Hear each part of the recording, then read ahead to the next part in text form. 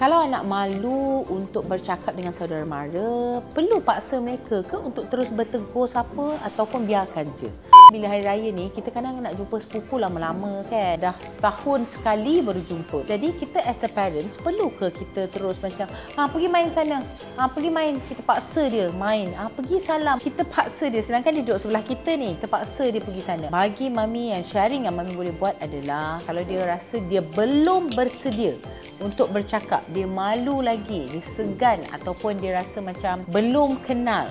Jadi kita as a parents tak boleh nak paksa dia, pergi main sana. Tak, kita kena bagi dia masa dan ruang untuk dia get used to it. Maknanya dia duduk sebelah kita ni, tu sepupu awak, nama dia Ali Abu Timah. Tak apa, awak duduk dulu sebelah ni, kejap lagi nak main, nanti bagi tahu. Kena bagi dia ruang untuk dia rasa selesa, barulah kita boleh suruh dia pergi main. Bukan terus memaksa dia. Bila kita paksa dia, dia akan keluar daripada lingkungan selesa dia. Confident level dia, tadi tu dia datang dengan kita ni sebab kita protect dia kan. Mami dia protect dia, tapi bila kita paksa dia pergi salam, paksa dia pergi main sana, dia rasa tertekan.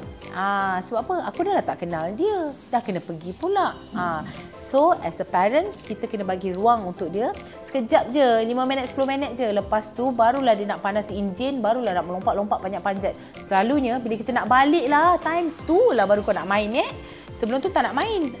Jadi benda yang parents kena buat adalah jangan paksa, bagi introduction.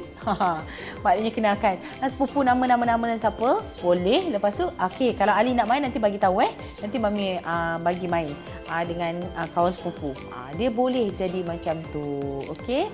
Jadi ibu ayah kat luar sana, ingat lagi sekali, kita nak raya, nak seronok-seronok, nak happy-happy, bukan nak paksa anak menangis-nangis, anak tak nak pergi main, kita paksa juga. Jangan. Kita nak protect dia rasa kasih sayang dengan kita, tak kisahlah bulan raya ke, bulan Ramadan ke, bulan biasa ke. Yang penting mereka happy, enjoy, seronok duduk dengan kita. Jom tanya mami, cuba komen.